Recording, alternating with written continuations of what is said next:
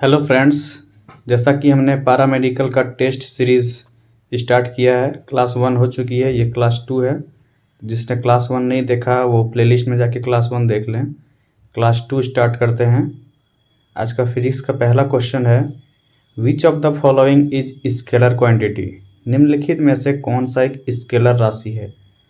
Acceleration है, velocity है, distance है या फिर फोर्स है? तो इसका करेक्ट आंसर हो जाएगा डिस्टेंस, क्योंकि इसमें कल पूछे गए थे वेक्टर क्वांटिटी, आज पूछा गया है स्केलर क्वांटिटी, तो स्केलर क्वांटिटी डिस्टेंस होगी। कल वेक्टर क्वांटिटी पूछा गया था तो उसका आंसर क्या था? डिस्प्लेसमेंट था। डिस्प्लेसमेंट के साथ साथ एक्सेलरेशन, वेलोसिटी, फोर्स ये सारे वेक्टर क्वांटिटी ही हैं। ठीक है, next question, which device is use to measure atmospheric pressure. वायुमंडलीय दबाव मापने वाला यंत्र कौन सा है? थर्मोमीटर, बैरोमीटर, अल्टीमीटर या हाइग्रोमीटर?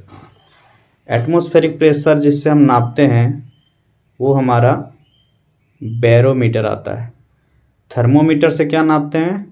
थर्मोमीटर से हम लोग बॉडी टेम्परेचर, अल्टीमीटर से ऊंचाई नापी जाती है और हाइग्रोमीटर से हम लोग आर्द्रता नापते हैं, नमी। ठीक, next question, which quantity is conserved in a elastic collision. प्रत्यास्थ टक्कर में कौन सी राशि संरक्षित रहती है? Momentum, kinetic energy, both A and B and temperature.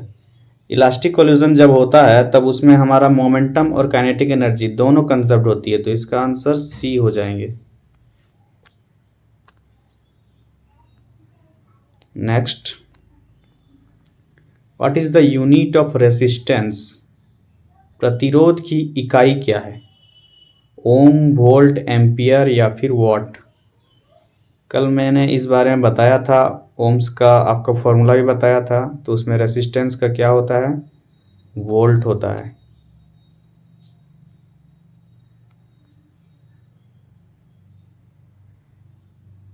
Confuse हो गए? नहीं, वोल्ट नहीं होता है, रेसिस्टेंस का ओम बताया था मैंने। वोल्ट किसका था? वोल्ट वोल्टेज का था। ठीक है, एम्पियर करंट का। Okay, next, acceleration is defined as. त्वरण को किस रूप में परिभाषित किया जाता है? Rate of change of displacement या rate of change of velocity या rate of change of speed? Acceleration का फॉर्मूला क्या होता है, क्या आप लोगों को पता है? ए इक्वल टू होता है rate of change of velocity by rate of change of time. इसमें क्या है हमारा? Rate of change of velocity है, तो इसका आंसर बी हो जाएगा।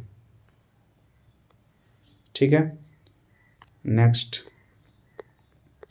What is the function of A fuse. Fuse का कार्य क्या है? हम लोग घर में जो फ्यूज लगा रहता है उसका काम क्या है? बहुतों को पता होगा, इसका काम होता है शॉर्ट सर्किट्स होने से बचाना, प्रिवेंट शॉर्ट सर्किट्स। इसी की वजह से शॉर्ट सर्किट हमारा नहीं होता है। ठीक है, 7 number question, which phenomenon proves light is a wave. कौन सी घटना प्रकाश की तरंग प्रकृति को सिद्ध करती है? रिफ्लेक्शन, रिफ्रैक्शन, डिफ्रैक्शन या डिस्पर्सन? तो इसका करेक्ट आंसर हो जाएगा डिफ्रैक्शन। इसी डिफ्रैक्शन से लाइट वेव भी प्रूव होता है और साउंड वेव भी प्रूव होता है, याद रखिएगा। अगर साउंड वेव के बारे में पूछा जाए उसका भी आंसर डिफ्रैक्शन होगा। ठीक है, नेक्स्ट नंबर क्वेश्चन है, what is the unit of work. कार्य की इकाई क्या है? न्यूटन, वॉट, जूल या फिर ओम? तो एनर्जी और कार्य दोनों का क्या होता है? जूल होता है। 9th number question, which has the highest refractive index. यानी निम्न में से किसका अपवर्तनांक सबसे अधिक है? वाटर, ग्लास, डायमंड या फिर एयर? रिफ्रैक्टिव इंडेक्स अगर बोला जाए तो सबसे ज़्यादा डायमंड का होता है, और सबसे कम बोला जाए तो सबसे कम में एयर एयर का रिफ्रैक्टिव इंडेक्स सबसे कम होता है, ठीक है।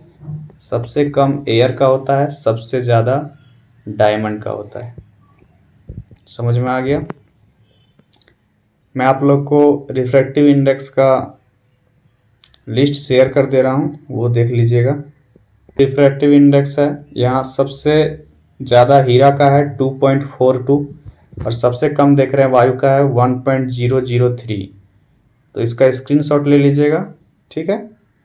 अब नेक्स्ट क्वेश्चन है, साउंड वेव्स ध्वनि तरंगें क्या होती है? ट्रांसवर्स, लॉन्गिट्यूडनल, इलेक्ट्रोमैग्नेटिक या फिर सरफेस? साउंड वेव जो होती है वो आपका लॉन्गिट्यूडनल वेव होती है, जिसे अनुदैर्घ्य तरंग बोलते हैं। ट्रांसवर्स को अनुप्रस्थ तरंग बोलते हैं, ठीक है। तो लाइट वेव्स जो है वो ट्रांसवर्स होती है और साउंड वेव लॉन्गिट्यूडनल होती है, ये याद रखिएगा। नेक्स्ट क्वेश्चन की ओर बढ़ते हैं। Question number 11th, concave mirror forms real image when object is placed. अवतल दर्पण में वास्तविक प्रतिबिंब कब बनता है? Between pole and focus, at focus, beyond centre, at pole. देखिए, अगर रियल इमेज की बात किया जाए तो बियॉन्ड फोकस ही बनता है, मतलब फोकस के और डिस्टेंस में अगर जाएंगे तो आपका रियल इमेज बनेगा। लेकिन यहाँ पे ऑप्शन में बियॉन्ड फोकस नहीं दिया हुआ है, पोल एंड फोकस के बीच दिया हुआ है, और पोल दिया हुआ है और फोकस दिया हुआ है। और तीसरा और लास्ट ऑप्शन मेरा बचता है बियॉन्ड सेंटर, तो हम इसी को क्लिक करेंगे, तो यही सही हो जाएगा। 12th नंबर क्वेश्चन है, विच क्वांटिटी चेंजेस विथ मीडियम। कौन सी भौतिक राशि माध्यम बदलने पर बदलती है? मीडियम अगर हमारा चेंज होता है तो हमारा वेवलेंथ भी बदलता है, ठीक है। ये इंपॉर्टेंट क्वेश्चन है, इसको याद रखिएगा। SI unit of power is, शक्ति की एसआई इकाई क्या होती है? ये तो आप लोगों ने पढ़ा ही होगा, वॉट होता है, ठीक है। नेक्स्ट क्वेश्चन है, which device convert sound to electrical energy. ध्वनि को विद्युत ऊर्जा में बदलने वाला उपकरण क्या है? यहाँ बहुत सारे स्टूडेंट स्पीकर और माइक्रोफोन में कंफ्यूज होते हैं कि दोनों एक जैसा लगता है आपको, लेकिन नहीं, दोनों एक जैसा काम करता है लेकिन जस्ट अपोजिट हैं। जो साउंड वेव को इलेक्ट्रिकल एनर्जी में बदलते हैं वो माइक्रोफोन होता है, इसका आंसर माइक्रोफोन। अगर पूछा जाए इलेक्ट्रिकल एनर्जी को साउंड वेव में बदलने वाला, तब आपका आंसर स्पीकर होना चाहिए, ठीक है। ये बात ध्यान में रखिएगा।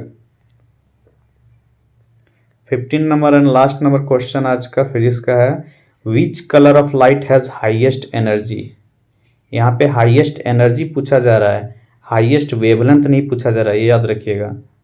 तो जब हाईएस्ट एनर्जी की बात किया जाए तो आंसर हमेशा वायलेट होगा, यानी जिसका सबसे कम वेवलेंथ उसका सबसे हाईएस्ट एनर्जी।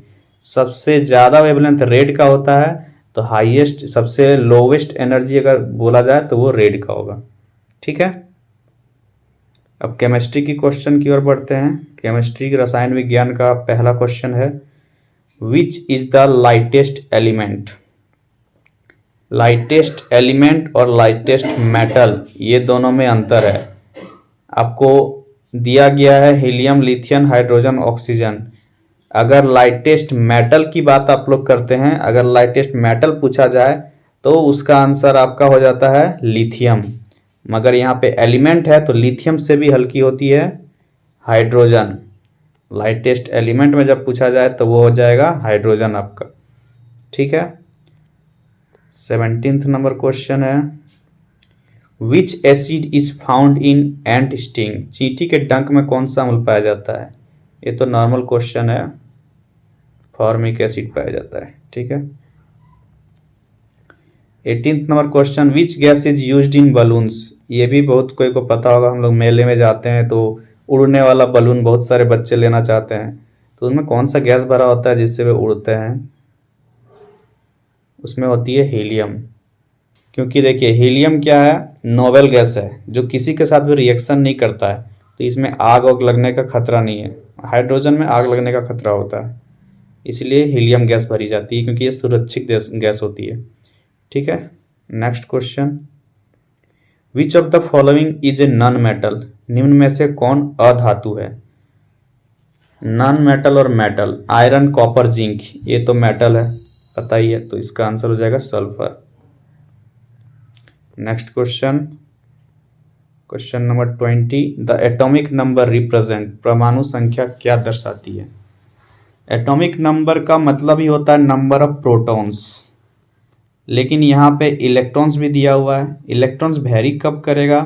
जब कोई स्टेबल एलिमेंट नहीं होगा। अगर कोई एलिमेंट न्यूट्रल है तो नंबर ऑफ एटॉमिक नंबर आपका प्रोटॉन्स और इलेक्ट्रॉन्स दोनों हो जाते हैं। तो यहाँ पे वो चीज़ नहीं दिया हुआ, यानी न्यूट्रल एलिमेंट के बारे में ही बात किया जा रहा है। तो इसका आंसर बोथ ए एंड सी हो जाएगा, प्रोटॉन एंड इलेक्ट्रॉन्स दोनों को एटॉमिक नंबर रिप्रेजेंट करता है। ठीक है, which element is used in pencil?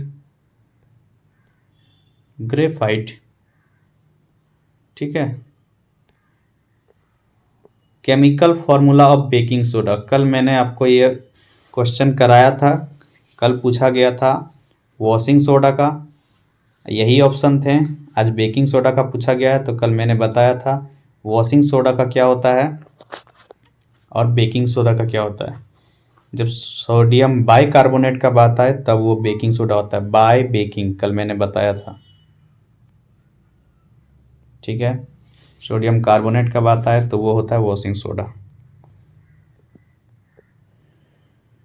Which metal is most reactive, सबसे अधिक अभिक्रियाशील धातु कौन सी है? इसका भी टेबल मैं आपको शेयर करूंगा, सबसे अधिक कौन होता है, सबसे कम कौन होता है, कैसे line by line reactivity shows होती है मेटल्स में।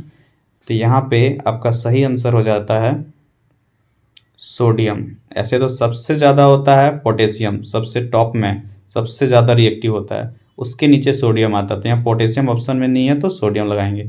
और सबसे कम रिएक्टिव की बात करेंगे तो वो होता है गोल्ड आपका। ठीक है, मैं आपको शेयर करने जा रहा हूँ, ये आपका रिएक्टिविटी सीरीज ऑफ मेटल्स है। इसमें मोस्ट रिएक्टिव दिख रहे हैं आप, पोटेशियम है, और लिस्ट रिएक्टिव में गोल्ड है। इस सीरीज को अगर बच्चे याद कर पाएँ तो बहुत बेटर होगी, क्योंकि ऑप्शंस अलग अलग रहते हैं। ऑप्शंस में मोस्ट और लिस्ट नहीं पूछा जाता है, बीच का भी आपको ऑप्शन दे सकता है और बोला जा सकता है इसमें सबसे ज़्यादा रिएक्टिव कौन है, सबसे कम रिएक्टिव कौन है। इसलिए ये सीरीज याद कर लेना ज़्यादा बेटर है। ठीक है, which of the following is a noble gas, कल भी क्वेश्चन था नोबेल गैस का, आज भी है। कल ऑप्शन में आर्गन था, आज क्या हो जाएगा, हीलियम। ठीक है, अगला question, the pH scales range from, pH scale का रेंज क्या होता है? इसमें कंफ्यूज नहीं होना है, 7 तो न्यूट्रल होता है और कहाँ तक जाता है, 14 तक जाता है, और कहाँ से शुरू होता है, 0 से शुरू होता है। तो इसका answer 0 to 14 option number C हो जाएगा।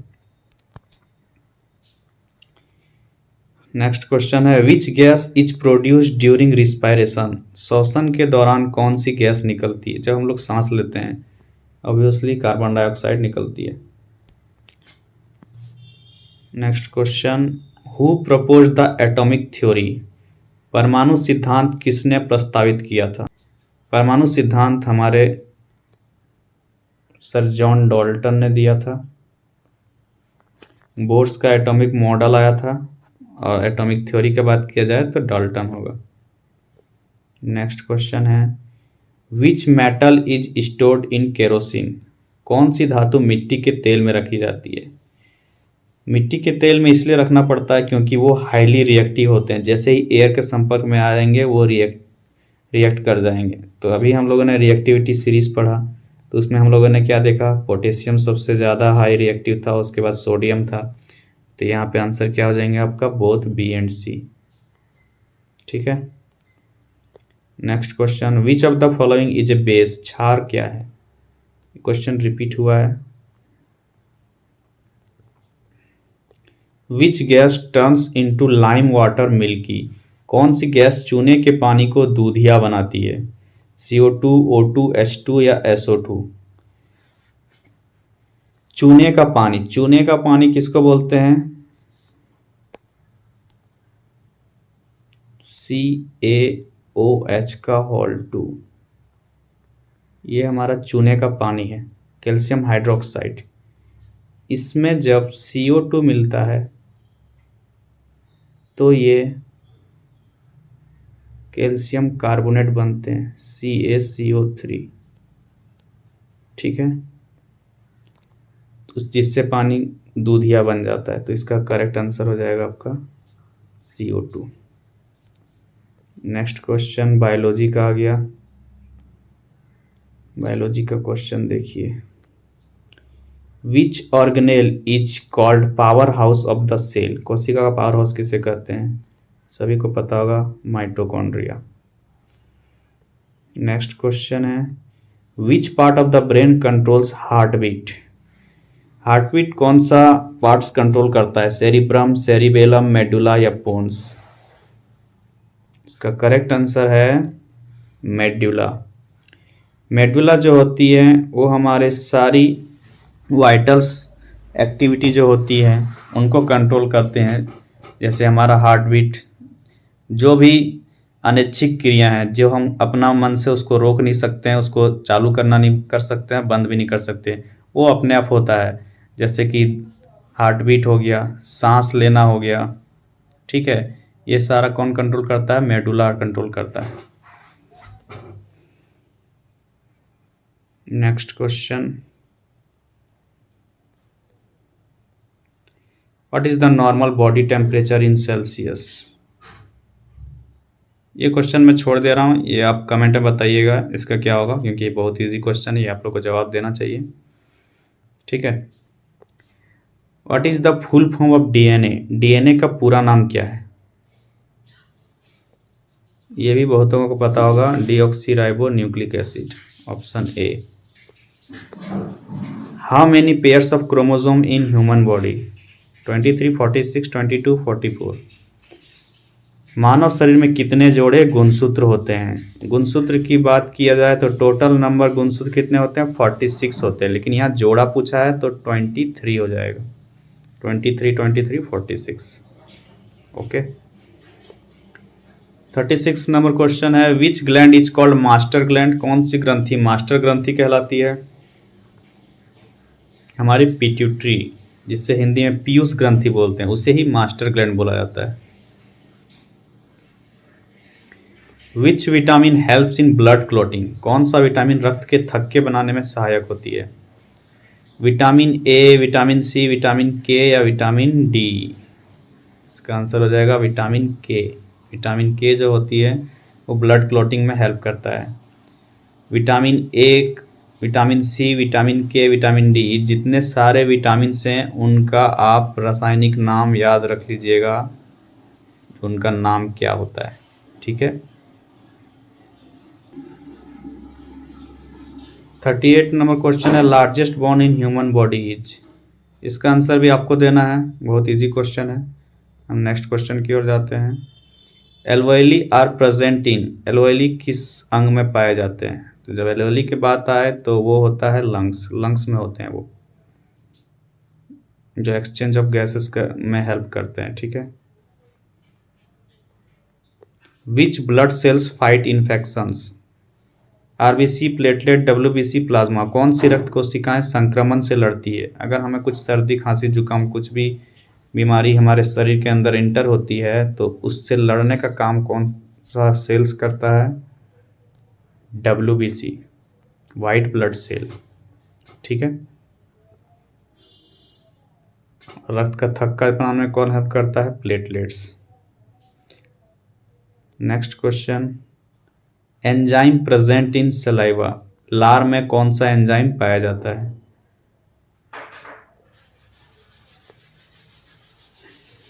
इसका करेक्ट आंसर ऑप्शन ए ही हो जाएगा, amylase. 42 number question, part of brain responsible for memory? स्मृति के लिए मस्तिष्क का कौन सा भाग जिम्मेदार है? जो हमारा मेमोरी पावर है, सोचने समझने की क्षमता जो होती है, वो सारे को कंट्रोल कौन करता है? हमारा ब्रेन का मुख्य भाग, जिसे सेरिब्रम कहते हैं, प्रमस्तिष्क हिंदी में बोला जाता है, ठीक है। सेरिबेलम को अनुमस्तिष्क बोलते हैं, सेरिब्रम प्रमस्तिष्क होता है। तो हमारा आंसर ये सेरिब्रम हो जाएगा। नेक्स्ट क्वेश्चन है, which vitamin is obtain from sunlight? Vitamin D. Next question, universal recipient blood group. कल मैंने आप लोगों से कमेंट में पूछा था, लेकिन कुछ ने आंसर दिया, कुछ ने नहीं दिया। तो जो लोग आंसर नहीं दे पाए उनके लिए ये क्वेश्चन आ जाए तो देख लीजिएगा। यूनिवर्सल रेसिपिएंट ब्लड ग्रुप जो होती है वो AB होता है, यूनिवर्सल डोनर O होता है। हाँ, अगर RH फैक्टर में आपसे पूछा जाए कि O तो है लेकिन RH फैक्टर में क्या होगा, O पॉजिटिव या O नेगेटिव यूनिवर्सल डोनर, तो O नेगेटिव होता है। और AB रिसिपिएंट में RH फैक्टर पूछा जाए तो याद रखिएगा AB पॉजिटिव होता है, यूनिवर्सल रिसेप्टर, ठीक है।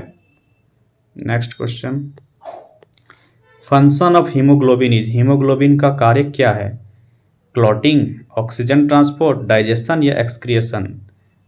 देखिए, जो क्लॉटिंग का काम होता है वो तो हमारा प्लेटलेट्स करता है, ठीक है, प्लेटलेट्स करता है। ऑक्सीजन ट्रांसपोर्ट का काम करता है हमारा RBC। RBC का काम होता है ऑक्सीजन ट्रांसपोर्ट करने का काम। और RBC में क्या होता है, हीमोग्लोबिन होता है। तो इसका करेक्ट आंसर क्या हो जाएगा, ऑक्सीजन ट्रांसपोर्ट, ठीक है। आज यहीं पे आपका समाप्त होता है 45 क्वेश्चन का टेस्ट सीरीज। आप लोग के कोई दोस्त हैं जो और डाले हैं पैरामेडिकल का फॉर्म, जो तैयारी करना चाहते हैं, उन्हें ये लिंक शेयर कर दीजिएगा, चैनल से सब्सक्राइब करवाने बोल दीजिएगा। ऐसे ही मैं रोज़ क्वेश्चन लाऊंगा और ऐसे क्वेश्चन लाऊंगा जो वेरी वेरी इंपॉर्टेंट है और मोस्ट प्रोबेबली वो आपका एग्ज़ाम में आएगा ही, ठीक है। इसलिए मैं तीनों फिजिक्स केमिस्ट्री बायो तीनों करवा रहा हूँ कि कोई एक ना छूटे। ओके फ्रेंड्स, आज के लिए इतना ही।